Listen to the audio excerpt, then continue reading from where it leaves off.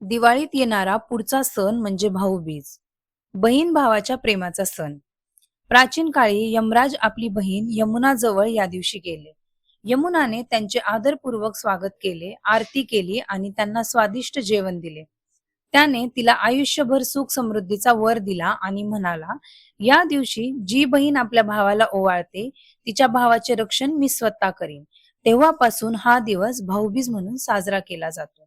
या दिवशी बहीण आपल्या भावाला ओवाळते, त्याच्या कपाळावर टिळा लावते, आरती करून त्याला गोडधोड खायला देते. भावंड एकमेकांना भेटवस्तू आणि प्रेमाची आठवण देतात.